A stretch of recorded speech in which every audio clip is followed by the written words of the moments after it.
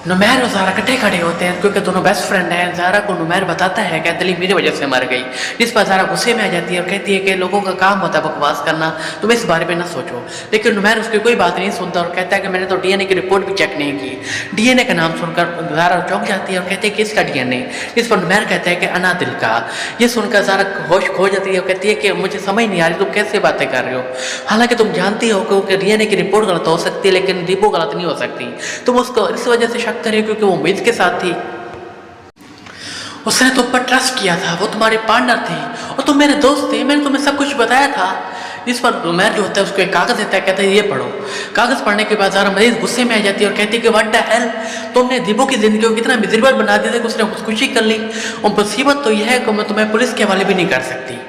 तुम में और हसन में कोई फ़र्क नहीं है, वो तो नफसियाती था वो तुम, लेकिन तुम तो उससे भी गए गुजरे हो, मैं तुम्हें कभी माफ़ नहीं कर सकती। मैं सॉरी करने की कोशिश करता है तो ज़ारा गुस्से से कहती है कि जो किल्ड है, तुमने उसे मेंटली तौर पर इतना टॉर्चर किया कि उसने सुसाइड कर ली, सो व्हाट सॉरी, मुझे तुमसे ये उम्मीद थी। नुमैर इसके बाद खत की तरफ इशारा करता है तो ज़ारा गुस्से से कहती है कि इसको अपने फ्रेम में सजा कर रख लो क्योंकि ये भी तुम्हारी अचीवमेंट है। इसके बाद वहाँ से चली जाती है, अपने रूम में जाकर रोने लगती है। नुमैर उसके पीछे उसका आता है, दरवाज़ा नॉक करता है लेकिन ज़ारा दरवाज़ा नहीं खोलती।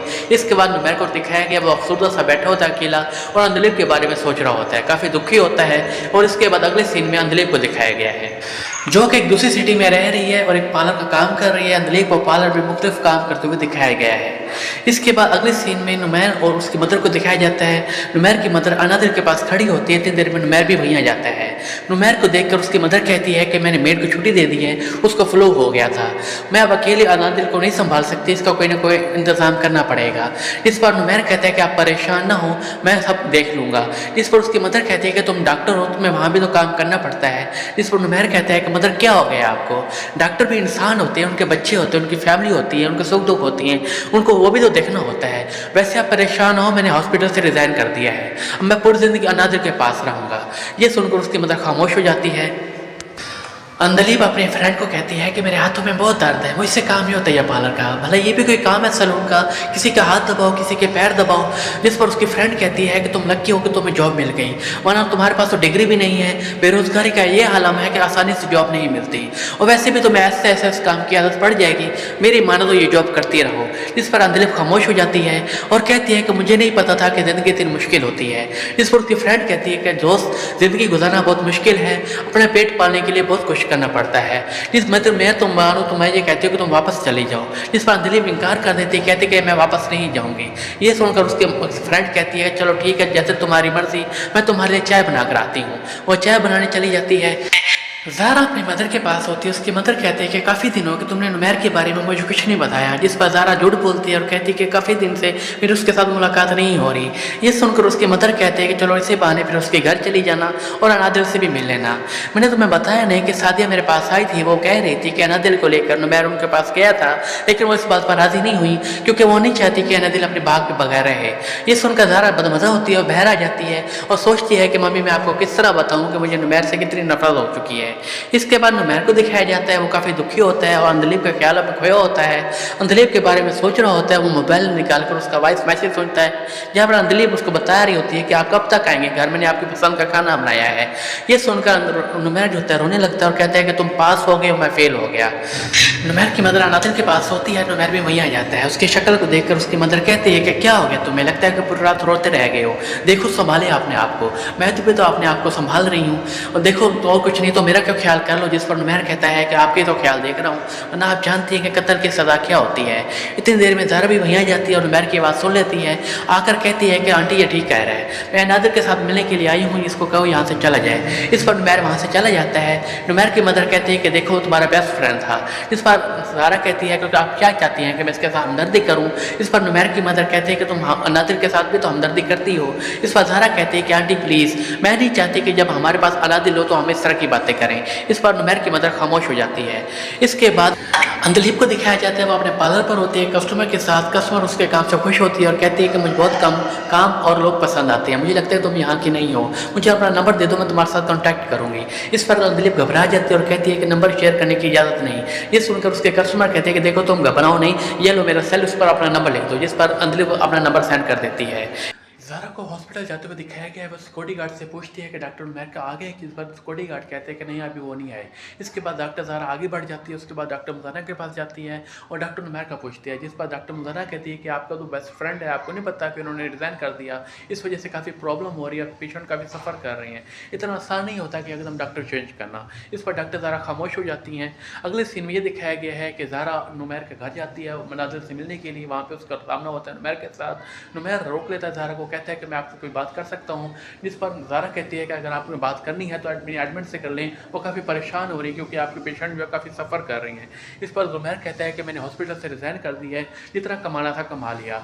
जिस पर ज़ारा कहती है कि क्या आप क्या करेंगे। जिस पर ज़ुमैर कहता है कि मैं पूरी ज़िंदगी अब अनादिल के पास रहूँगा, मैं अब अच्छा बाप तो नहीं बन सकता लेकिन अच्छा बाप तो बन सकता हूँ। जिस पर ज़ारा पैर पटकते हुए आगे चली जाती है। इसके बाद दिलीप को दिखाया गया, दिलीप अपने हॉस्पिटल से आ रही होती है तो उसकी एडमिट उसको रोक लेती है और कहती है कि कुछ ड्यूज़ आपके पास बाकी रहते हैं। जिस पर दिलीप कहती है कि मैडम मैंने आपको पैसे दे दिए थे। जिस पर एडमिट कहती है वो तो आपने रूम का किराया दिया, इलेक्ट्रिक बिल भी रहता है, आपको पता है कि 24 घंटे लाइट ऑन होते हैं, हम आपको माफ़ नहीं कर सकते। जिस पर दिलीप कहते हैं मैं आपको अरेंज करके देती हूँ। इसके बाद वो पार्लर आ जाती है। पार्लर वाली मैडम को कहती है कि मैडम मुझे कुछ पैसे चाहिए थे। जिस पर मैडम कहती है कि अभी तो हमने आपको सैलरी दी, क्या पूरे पैसे खर्च हो गए। इस पर दिलीप कहते हैं कि मैडम मैंने आपको बताया था सैलरी बहुत कम है, इसमें गुजारा नहीं हो सकता, अगर आप चाहें तो मुझे एडवांस दे सकती हैं। इस पर मैडम कमरे में जो दूसरी लड़की होती है उसको बाहर भेज देती है।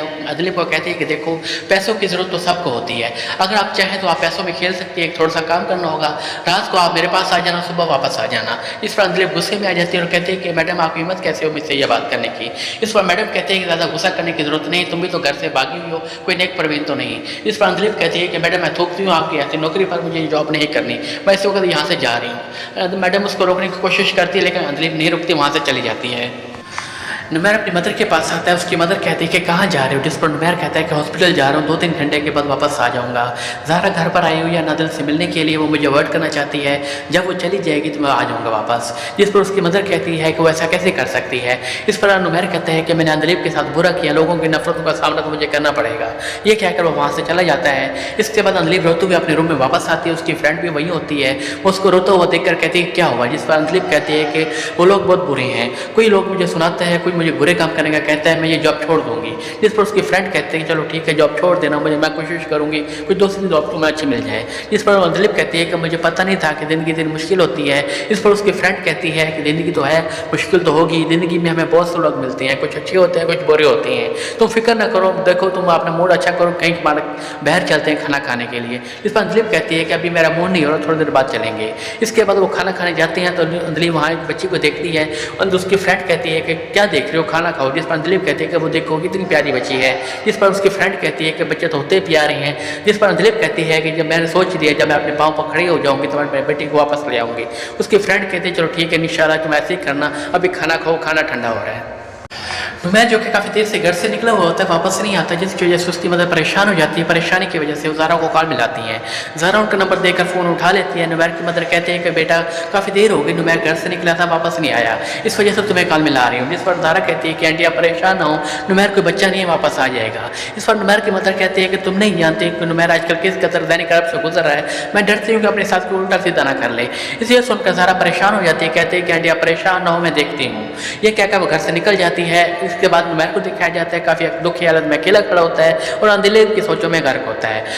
कुछ देर के बाद ज़ारा भी वहीं आ जाती है। ज़ारा को देखकर नुमैर वहाँ से जाने लगता है तो ज़ारा उसको रोक देती है।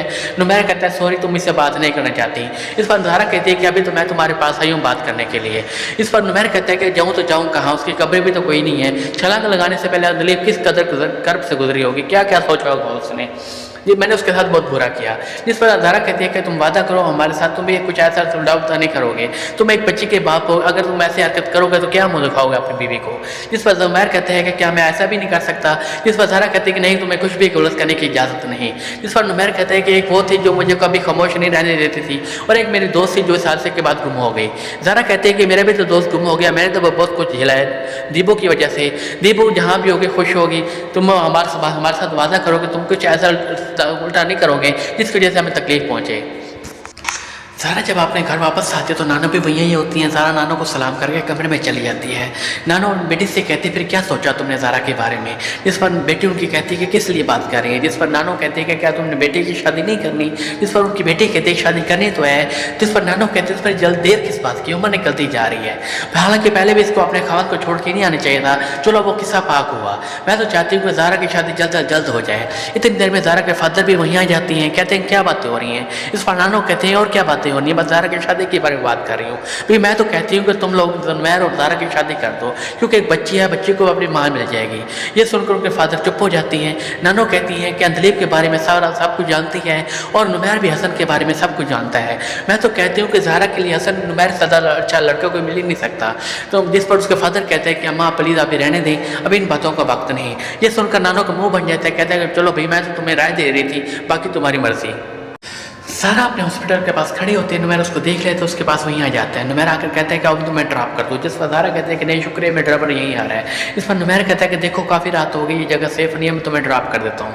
इस पर ज़ारा कहती है कि क्या बात कर रही हो, हॉस्पिटल वाली जगह सेफ़ नहीं है। जिस पर नुमैर कहता है कि देखो मुझे लगता था कि हम दोनों के दरमियान सब कुछ ठीक हो गया, तो मुझे माफ़ कर दोगी। जिस पर ज़ारा कहती है कि नहीं मैं तुम्हें कभी माफ़ नहीं कर सकती। नुमैर कहता है कि इतनी एक्सप्लेनेशन के बाद माफ़ी मिल सकती है, अगर तुम मेरे साथ नहीं जाओगे तो मैं भी तुम्हारे साथ यहीं खड़ा हूँ। जिस पर तंग आकर थोड़ी देर बाद ज़ारा कहते हैं आओ चलें। इसके बाद दोनों चले जाते हैं। अगले सीन में अंधलीब को दिखाया जाता है। अंधलीब जो कि काफ़ी दुखी होती है। नुमैर और अपने बेटे को याद करके काफ़ी रोती है और काफ़ी परेशानी की हालत में कमरे में इधर उधर फिर रही होती है। और यहीं पे एपिसोड का सीन खत्म हो जाता है।